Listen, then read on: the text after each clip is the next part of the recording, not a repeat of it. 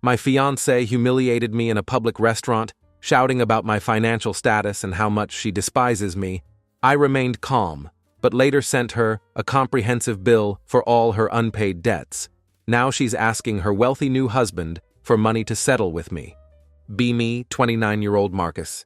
HVAC and electrical contractor, own my business. Decent townhouse in middle-class neighborhood in Miami. Regular life, nothing fancy but comfortable and financially stable. Always been methodical about money. Budgeting, investments, emergency funds. Dad taught me early. Track every dollar or watch them disappear. Solid advice that served me well. When my fiancée Victoria, 26-year-old female, got into vet school, 7 years into our relationship, had just gotten engaged at the time. Both saw it as our big break. Wedding planned for 1 month after graduation. Honeymoon deposits paid for Bahamas. Future mapped out with a 4-bedroom house in the suburbs. Then reality hit. Vet school program costs were insane. $38,000 per year for 4 years, plus books, fees, and living expenses. Her scholarships covered maybe 18%. Despite her parents constantly name-dropping their connections, status in the medical community, truth was they were barely making ends meet themselves. Obsessed with appearances and social climbing, her dad drove a leased BMW he couldn't afford. Her mom constantly about to land some big interior design contract. Never materialized. Lived in a house mortgaged to the hilt. Threw lavish dinner parties with expensive catering. Quietly ate instant noodles for 2 weeks after to recover financially. Complete financial disaster masked by designer clothes. Social media posts showing fake prosperity. I stepped up. HVAC business plus weekend emergency calls. Could cover most of her expenses. 65-hour weeks for me, sometimes 75 when big commercial projects came in. Wake up at 4 a.m., be on site by 5:30, work until 7 p.m., then take emergency calls until 1 a.m. some days. Money was good, but the grind was brutal. She called it our future investment when asking for money. I tracked every transfer like the spreadsheet guy I am. This wasn't charity. Victoria constantly texted things like, first big veterinary check, paying you back every dollar with interest. Then upgrading our wedding venue. I saved those texts. Not from distrust, but because I'm meticulous with money. Always have been. Still remember the night I made the decision, cash out my retirement account to cover her 3rd-year tuition. $29,500 plus the early withdrawal penalty. Sitting on my balcony and she was crying about potentially having to drop out. I can't ask you to do that, she said, while very clearly asking me to do exactly that. It's an investment in us, I told her. Just remember this when you're making the big bucks. I'll pay back every cent with interest, she promised. Suddenly brightening, veterinarians at Miami Animal Hospital start at $135,000. We'll be set. 2 days later, the money was in her tuition account. I skipped my cousin's destination wedding in Costa Rica that same month. Couldn't afford both. When Victoria asked why I wasn't going, just said I had project deadlines. No point making her feel bad about a decision I'd made. Every semester followed the same pattern. Victoria would send links to her tuition portal. I'd transfer $19,000. She'd promise repayment with detailed plans of our future. 4 years of this. About $86,000 total. Countless 75-hour weeks for me. 0 vacations. Endless sorry, can't make it, got an emergency call. Meanwhile, her Instagram was full of study breaks at upscale restaurants. With her vet school friends. Weekend trips to her parents' beach house. Posts about how self-care is essential during school. Funny how her self-care always involved spending money, while mine involved making it. My best friend Derek saw through it early. We were shooting pool at our usual bar. When he finally said what I didn't want to hear, dude, you realize you've spent more on her school than your truck, townhouse down payment and retirement combined, said while lining up a shot. Meanwhile, she's posting Instagram stories from weekend trips with her vet school girls. It's an investment, I insisted. Once she's licensed, we're set. Derek sank the 8-ball and looked at me dead on, just saying I've never seen her post about how great you are for funding her future. Lot of posts about those diamond earrings her parents got her, though. I brushed him off. Derek's always been cynical. Divorced parents, 4 failed relationships. Job as a divorce attorney that only reinforced his views on relationships. Guy literally makes his living from failed marriages. Of course, he sees red flags everywhere. Still, his comment stuck with me. Just keep the receipts, he said, ordering another round. And maybe stop turning down emergency calls to go to her family dinners. When they still treat you like the hired help. I rolled my eyes but followed his advice on the receipts. The emergency calls thing too. Eventually, Kevin, my business partner, noticed the hours I was putting in. We'd started the HVAC company right out of trade school. Built it from nothing to 18 employees and solid reputation in Miami. He knew something was off when I missed our quarterly business planning session. First time in 8 years? Everything okay with you and Victoria? Haven't seen her at our company barbecues lately, he asked, leaning against our service van while we waited for parts. She's busy with clinical rotations, I explained. Final year is intense. Kevin nodded, but I caught the look. He'd been through something similar with his ex. Just make sure you're taking care of yourself too, man. Business is booming, but you look exhausted. When's the last time you slept more than 5 hours? I couldn't remember. Between emergency calls, regular jobs, and driving to Victoria's campus to bring her Thai food during late study sessions. Sleep had become optional, but we were so close to the finish line. 4 years of investment was about to pay off. Just a few more months of grinding. Then she'd graduate, we'd get married. Life would finally start. I should have seen the warning signs. Victoria stopped talking about our future around year 3, stopped mentioning repayment plans, started referring to my career instead of our investment, began spending more time with her vet school friends, less with me. But I chalked it up to stress of final rotations and board prep.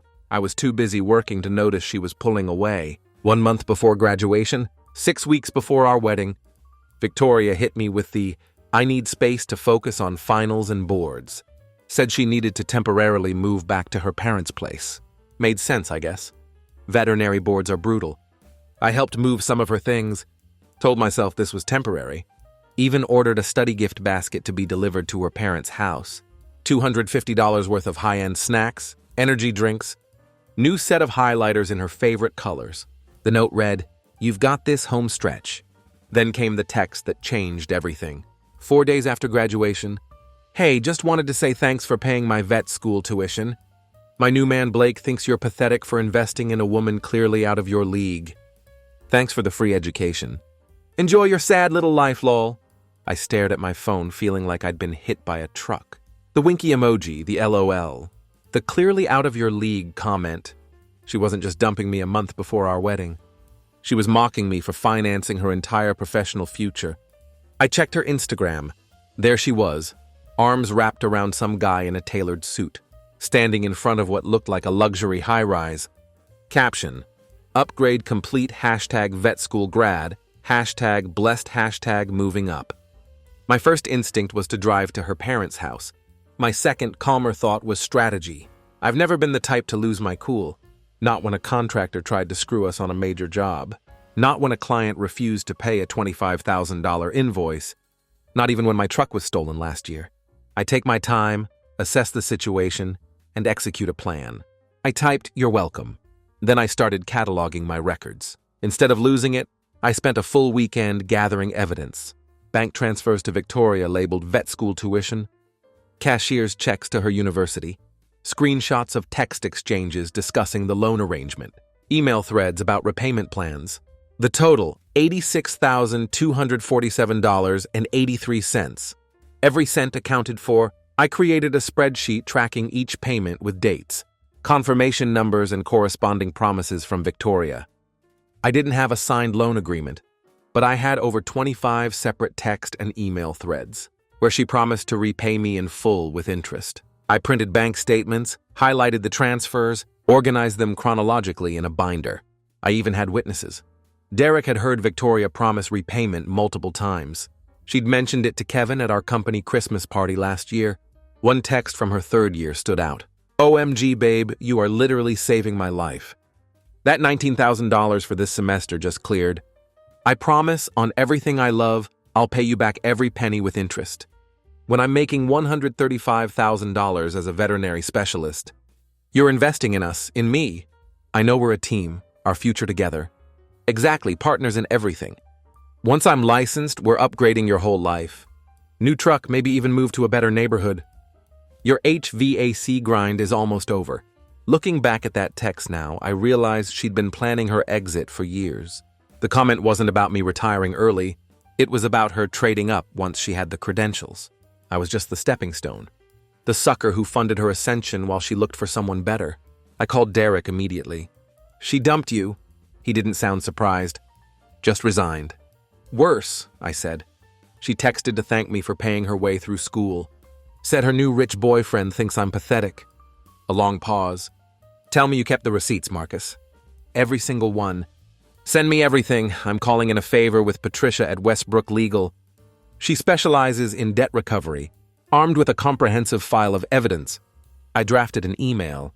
Professional, cold, precise. Subject: outstanding financial obligations for DVM program. Body: Victoria, following your recent text. I'm writing about repayment of the $86,247.83 I provided for your DVM program, which we repeatedly agreed you would repay in full. Given your recent graduation, please provide your repayment proposal within 5 days. Otherwise, I'll pursue formal debt recovery options. Regards, Marcus. I attached a detailed spreadsheet of every payment, with dates, confirmation numbers, and corresponding text promises. The ball was in her court. Let's see what Blake the rich man thought about inheriting an $86,000 debt, along with his new girlfriend. 4 days later, Victoria called, practically shrieking, "Are you actually insane?" "Hello, Victoria. I take it you received my email? That money was obviously a gift. You were my fiancé. That's what men do when they love someone. They support their future wife's dreams. You never once said I had to pay it back." Classic gaslighting. This from the woman who had literally texted me. "I'll pay you back every penny with interest, at least 30 times over 4 years. Actually, Victoria, we discussed repayment at least 30 times. I have multiple texts, emails, and witnesses who heard you explicitly promise to repay every dollar with interest. You're just pathetic and jealous. Blake makes 4 times what you do at his investment firm. He said your little email is basically extortion, and he's talking to his family's lawyer about it. Requesting repayment of a documented financial agreement isn't extortion, Victoria. And I'm sure Blake, as an investment professional, understands loans and obligations. His opinion, however, is irrelevant to our agreement." She hung up. 3 hours later, her father called. "What kind of sick game are you playing trying to extort money from my daughter after breaking her heart?" "Wait, what, Mr. Wilson?" I provided Victoria substantial financial support under an explicit agreement she would repay it. And I didn't break anyone's heart. She ended our engagement via text 4 days after graduation. That's not what she told us. Regardless, Blake comes from an excellent family with significant resources. They don't need your working-class money. Drop this vindictive crusade immediately. He hung up before I could respond. It sounded like they were banking heavily on Blake's wealth, perhaps more than he was aware of. It was like entering the Twilight Zone. According to Victoria and her family, I was now the villain. The jealous ex trying to extort money from an innocent woman. Unbelievable. Then a series of Instagram DMs from Victoria's cousin Heather. Wow, real small man energy trying to ruin Victoria's life. Because she finally found someone worthy of her. So desperate and creepy. Blake's family has connections that can end you. The alternate reality they were living in was staggering. Victoria then emailed, "Fine, I'll give you $7,000 to go away. One-time offer, take it or leave it. I'm being extremely generous considering you offered to help me through school. $7,000 on an $86,000 debt? Delusional. That's like offering to pay off your mortgage with a gift card." The next day, my phone rang, unknown number. "Is this the guy who used to date Victoria?" A male voice dripping with practiced condescension. "Who's asking?" "Blake, look, I understand you're upset about Victoria choosing me, but this sad attempt at extorting money from her is just pitiful." Interesting perspective. "My family manages 9 figures. I drive something that costs more than your yearly income. So you're calling to pay her debt then?" I kept my voice neutral. There was a pause. "What? No, that's not. I'm telling you to back off as a courtesy. A courtesy that doesn't actually solve the problem, got it? Look," his voice lowered, suddenly less certain. "Victoria's having a hard time with this. She's mentioned some things about the amount. $86,000, every penny documented I supplied, plus interest. Jesus Christ, I heard him exhale. That's ridiculous. No way she owes.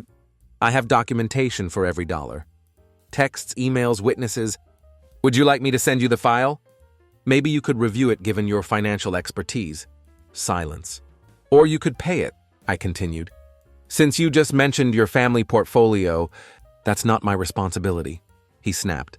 Facade completely gone. I'm not covering her ex's claims. So you're calling to what exactly? Flex your wealth while simultaneously refusing to use it? Very helpful, Blake. Listen, you little. No, you listen. I have a documented agreement with Victoria. Your family's portfolio is irrelevant unless you're putting it behind her. If you'd like to pay her debt, I'll send wiring instructions. Otherwise, we have nothing to discuss.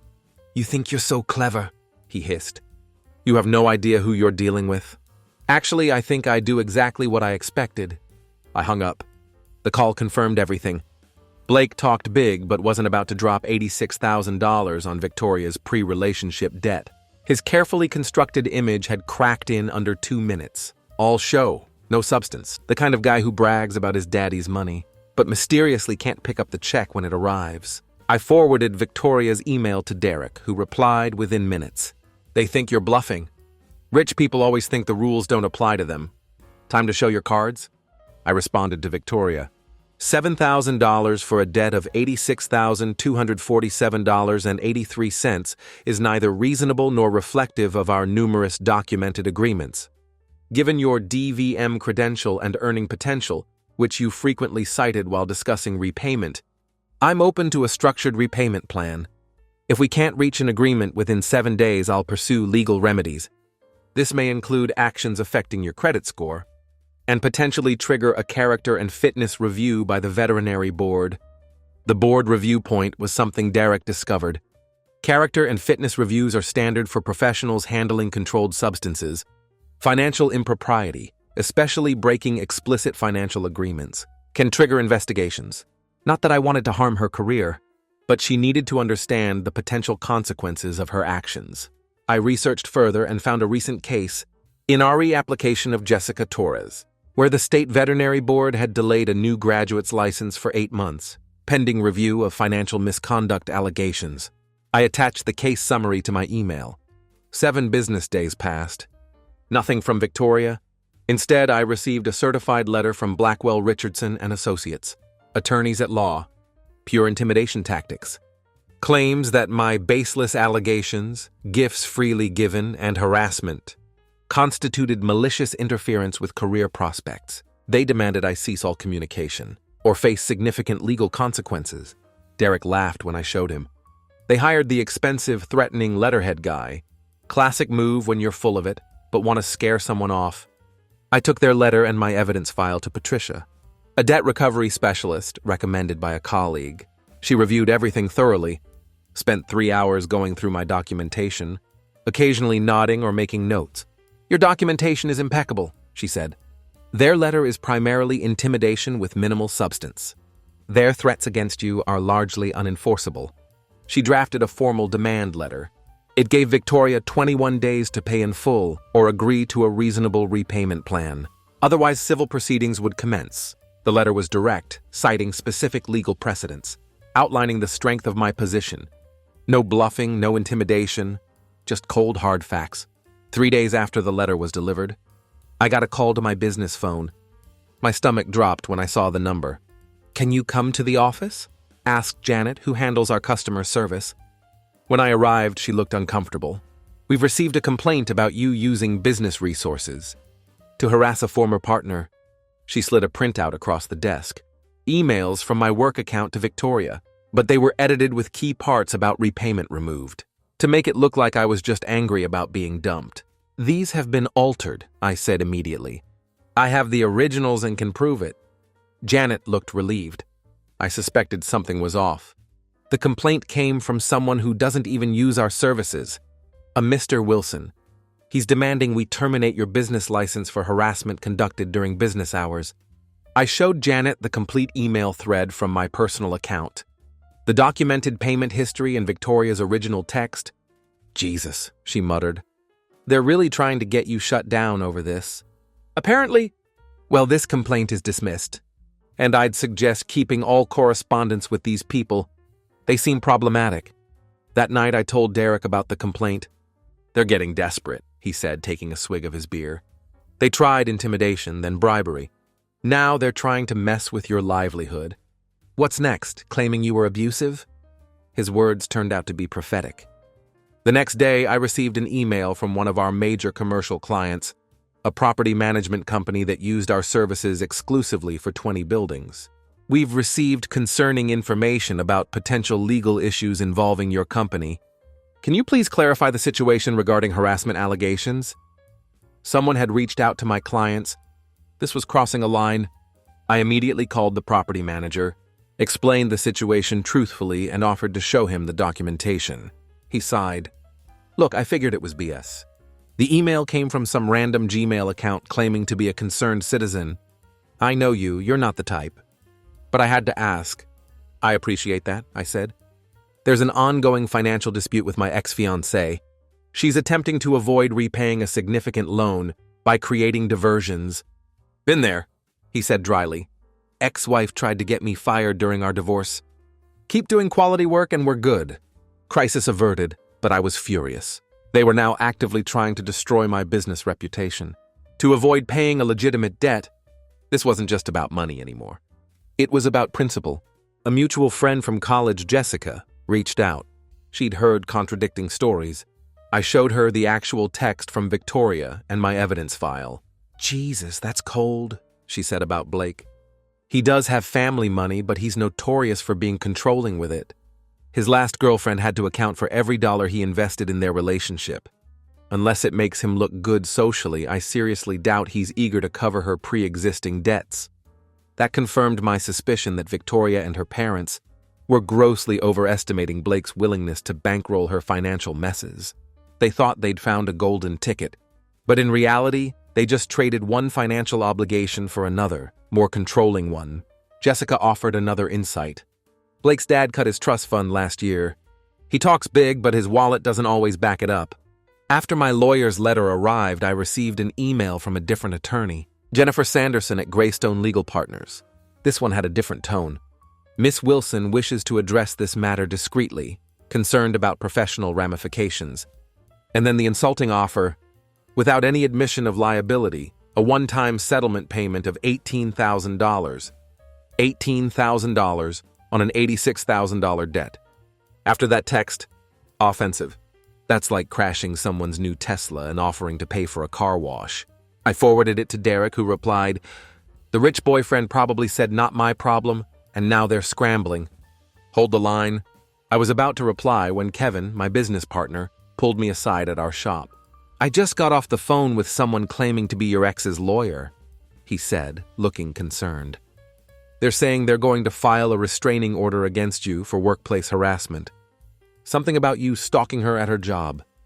My blood ran cold. "That's completely false. I haven't been anywhere near her." Kevin nodded. "I figured. But they're saying they have a witness who saw your work truck parked outside her veterinary clinic last week. They're threatening to contact our clients about having an unstable contractor on projects. I was in Atlanta last week for the HVAC convention. The whole crew saw me there. Good, I've got your back on this. But document everything with these people. They're playing dirty." That night I met Derek at our usual bar. I was beyond angry. "They're trying to destroy my reputation," I said, my voice shaking slightly. "False business complaints, fake stalking allegations." "What the hell?" Derek sat down his drink. "They're trying to make defending yourself more trouble than it's worth. Classic abuser tactic, DARVO. Deny, attack, and reverse victim and offender. They know they're wrong, so they're trying to make you the villain. I just wanted what's mine.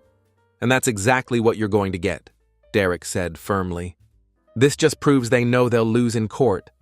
They wouldn't be fighting this dirty otherwise." I replied to Miss Sanderson, "Your client's offer of $18,000 against an $86,247.83 debt is rejected.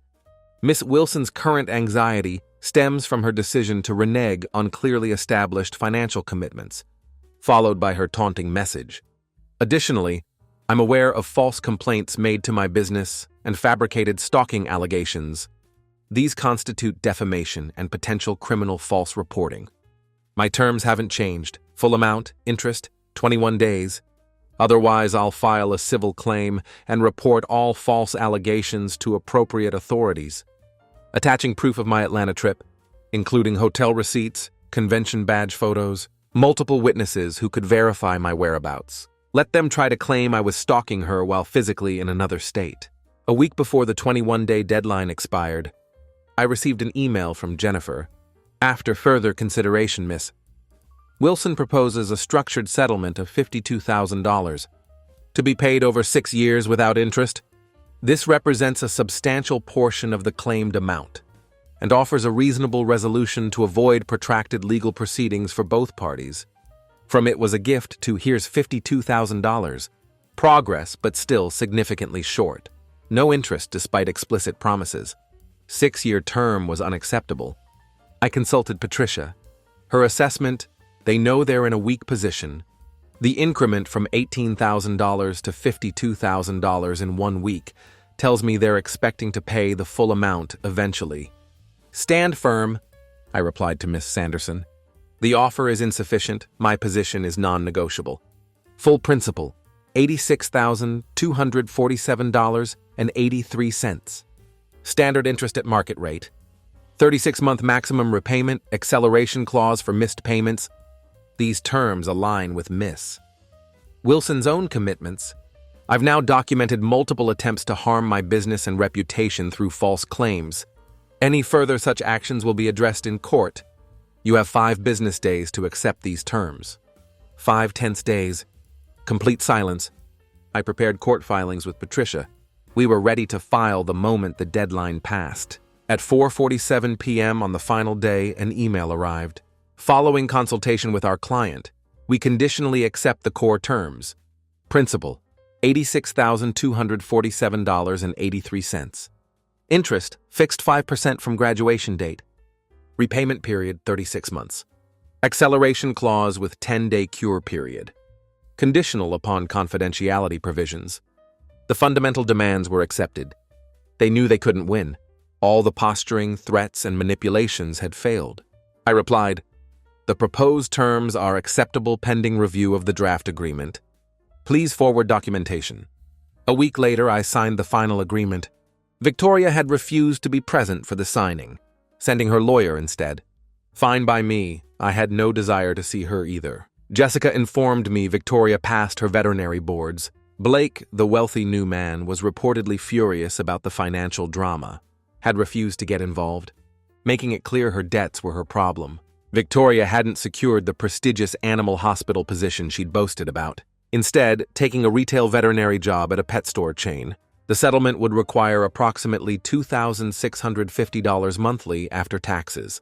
On top of her own federal student loans and living expenses, her parents and cousins suddenly unavailable for comment. No more threats about ending me or lectures about how I wasn't worthy of their daughter. Amazing how quickly they disappeared once the bluff was called. It's been 16 months. The settlement agreement is legally binding. $86,247.83 principal, 5% fixed interest. 36 months, $2,650 monthly payment. Victoria has made every payment. 16 down, 20 to go. Always exactly on the final day before default. My HVAC business has expanded to a second location. We expanded fast, added new vans, hired technicians, and picked up a retiring firm's clients. I even took my first real vacation in 6 years. 3 weeks in New Zealand, completely off-grid, no emergency calls, no spreadsheets, just mountains and hiking trails.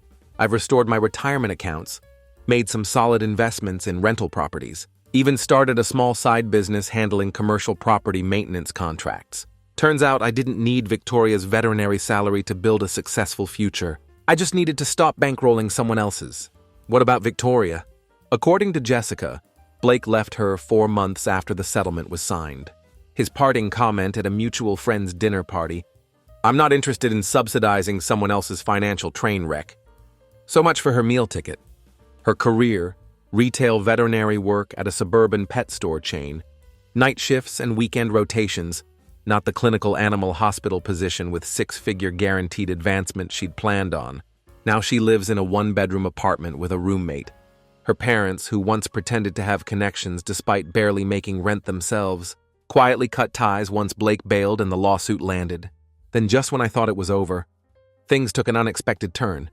About 6 months into the payment plan, I noticed small things. A missed call at 3 a.m. from a blocked number. No voicemail. Then another the next night. A week later, I found a coffee cup from our old favorite cafe, sitting on my car hood in the morning. Nothing else, just the cup. 2 days after that, a delivery of roses showed up at my door with no card. When I called the florist, they confirmed a woman matching Victoria's description had paid cash. I installed a doorbell camera, caught her circling my building 4 nights straight at 2:30 a.m., just walking around the parking lot. Sometimes stopping to stare up at my unit. I showed Derek the videos. "This is getting into restraining order territory," he said, frowning. "She's losing it." Then the texts started. From different unknown numbers, always late at night. "Do you think about us? I made a mistake, we should talk. You can't ignore me forever." I never responded. Just documented everything. Added each new number to my block list. Saved screenshots and forwarded everything to Patricia. This wasn't just uncomfortable. It was escalating into something potentially dangerous. 4 months ago, it escalated. Victoria showed up at my townhouse building at 10:30 p.m. on a Friday. Security footage showed her pacing outside for 25 minutes. Before somehow convincing a resident to let her in, she was visibly agitated, hands shaking as she pounded on my door. Thankfully, my building has solid security cameras. I opened the door but stayed firmly in the doorway. "What are you doing here, Victoria?" "We need to talk." Her eyes were red. "This payment plan is destroying me. I can't live like this anymore." That sounds like exactly what a loan repayment is supposed to be. "Your responsibility? I'm begging you." She started crying. "Lower the payments, extend the term." Something, anything. For a split second, I almost felt a twinge of sympathy. Then I remembered the business complaint, the fake stalking allegations, the attempt to destroy my reputation. "The agreement stands," I said. "Leave or I'll call the police." Her expression shifted instantly. "You think you're so smart," she hissed, trying to push past me into my apartment. I blocked the doorway. "Leave now, Victoria. I'll tell everyone you abused me. I'll say you threatened me into signing that agreement. I'll go to your clients and tell them you're stalking me. Who do you think they'll believe? The pretty veterinarian or the dirty contractor?" And there it was, the mask completely off, revealing the same person who sent that text. "Every word of this conversation is being recorded," I said quietly. "By building security and by me, I've documented every drive-by, every anonymous text, every flower delivery. You're not the victim here, Victoria." She blinked, momentarily thrown off balance. "You said I was pathetic for investing in you," I continued, my voice perfectly level. Turns out I was just early to the liquidation. She tried accessing my unit 4 more times that weekend. Security caught all of it. The following Tuesday, she appeared at my workplace, creating a scene in the shop until my employees removed her. She was ranting about how I'd ruined her life and stolen her future. My office manager, Angela, recorded the whole thing on her phone. While Kevin called the police, by the time they arrived, she'd already left. But the damage was done. My employees were shaken. I had to call an emergency meeting to explain the situation, minus the embarrassing personal details. Just that my ex owed me money, was refusing to pay, and was now harassing me. They were supportive, but I could see the concern in their faces. This wasn't just affecting me anymore. It was affecting my business and my team. Derek didn't mince words. "Get a restraining order yesterday. This isn't about money anymore, she's unhinged." Patricia helped me file for a temporary restraining order, which was granted based on the security footage, workplace incident, and threatening text messages Victoria had been sending. "You'll regret this, and I know where you sleep." 2 weeks later, the judge made it permanent for 1 year, citing Victoria's concerning pattern of escalation and inability to respect boundaries. The restraining order includes provisions that our only communication must be through our respective attorneys regarding the settlement payments. She's barred from coming within 500 feet of my home, workplace, or person. Any violation would result in potential criminal charges. The day after the restraining order was granted, her father called me again, this time his tone completely different. "I just want to understand what's happening with my daughter," he said, sounding tired and old. "The restraining order, is it really necessary?" Mr. Wilson, she showed up at my home at 10:30 p.m., tried to force her way inside and threatened to falsely accuse me of abuse. Then she came to my business and created a scene that frightened my employees. What would you have done? Long silence. I don't know what's happened to her. She's not the person we raised. I almost felt sorry for him. Almost. She's an adult who made choices. Now she's facing the consequences. I'm sorry it's affecting your family, but my priority has to be protecting myself and my business. I understand, he said quietly. For what it's worth, I'm sorry about all this. Too little too late, but I appreciated the gesture. Life has actually improved dramatically since all this went down. I'm dating Nicole, a structural engineer I met through a client. She knows the outline of what happened. Her take. She sounds like a complete narcissist. You dodged artillery fire, not just a bullet. Sushi tonight. Simple, authentic, perfect. Nicole doesn't play games or send cryptic texts. She doesn't expect me to finance her life or solve all her problems. She's professionally successful, emotionally stable, and refreshingly direct. Derek's assessment was less diplomatic. You paid $86,000 to discover she was garbage before you married her. Cheapest divorce you'll never have. He's right. That money was ultimately the price of my freedom. Had I married Victoria, the financial damage would have been far worse, not to mention the emotional toll of being tied to someone who viewed me as nothing more than a stepping stone. About 2 months ago, I adopted a rescue dog. A 4-year-old German Shepherd mix named Rex. He's been loyal and protective with me. We go running every morning and he sleeps by my bedroom door at night. Best decision I've made in years. Rex was a police K-9 washout, too friendly for the job according to his former handler. But his training makes him an excellent companion. He's disciplined, responsive, and has an uncanny ability to read people.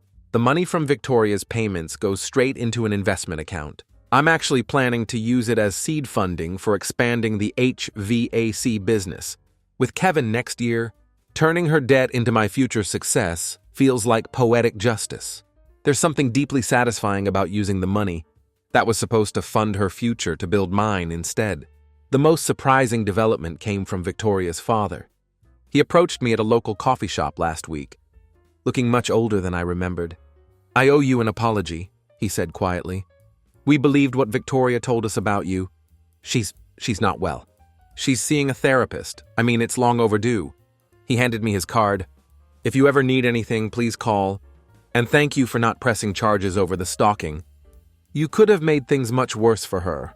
I didn't tell him that the restraining order was already the merciful option, that I had enough evidence for criminal charges of harassment, stalking, and false reporting, that his daughter was lucky I'd chosen the least destructive path available. I just nodded and told him I hope she gets the help she needs. And I meant it. Not for her sake, but for anyone else who might cross her path in the future. As I left the coffee shop, I realized I no longer felt angry when I thought about Victoria. Just a vague sense of pity mixed with relief that she was no longer my problem. The money was coming in according to the agreement, and that was all that mattered. Advice for anyone in a similar situation: document absolutely everything. Save texts, keep receipts, maintain witnesses, and when someone shows you who they really are, believe them the first time. Victoria wanted me to enjoy my sad little life lol. I am weekly hikes with Rex, date nights with Nicole, monthly bank transfers from my ex. Life's good. So that's what went down. Peace out, Anon's writing. This was therapeutic as hell.